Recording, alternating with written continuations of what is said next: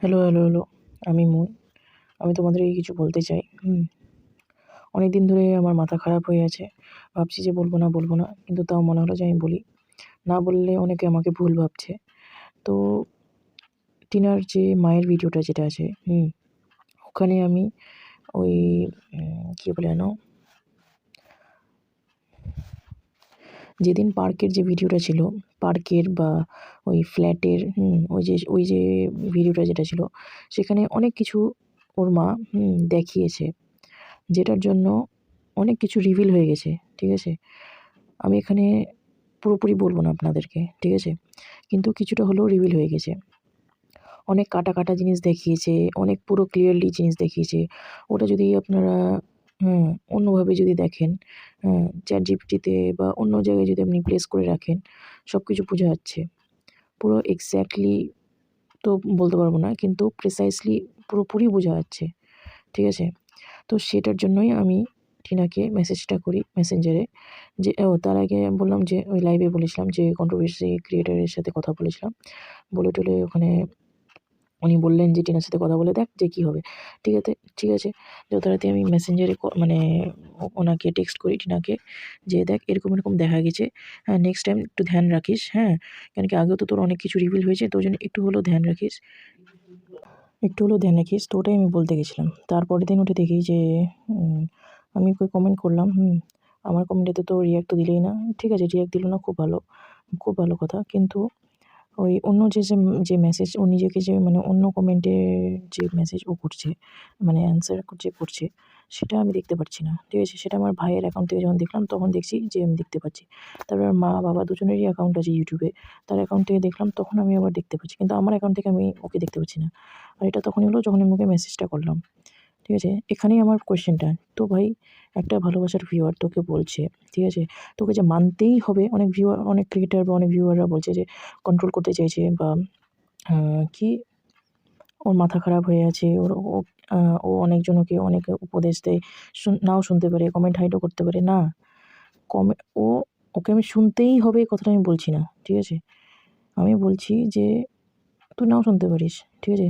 তো তুই আমাকে ভাই নিজেকে আমার কাছ থেকে হাইডটা কেন করলি? আমি কি তোকে কি কোনো ভুল কথা বলেছি বা বাজে কথা বলেছি কি?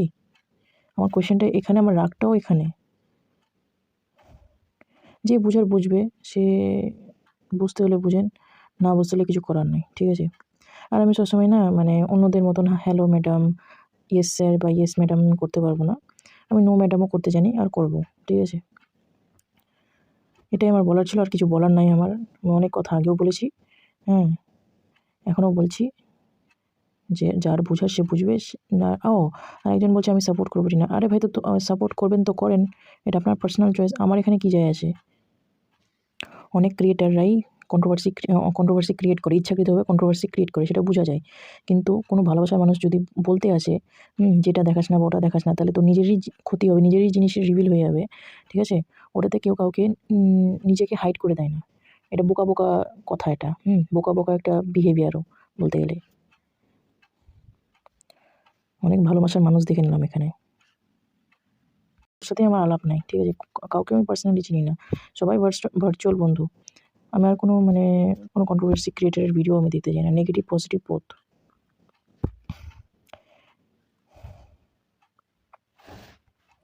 কেউ আমাকে পাচাটা বলে যাবে, কেউ দালাল বলে যাবে, কেউ এটসেট্রা ব্লা জিনিস বলে যাবে। হ্যাঁ? আর যার জন্য আমি বলছি, ভালোবেসেই বলছি, সেই আমাকে নিজেকে হাইড করে দিল। তা আমি কি ভাই পাগল নাকি আমি? হ্যাঁ?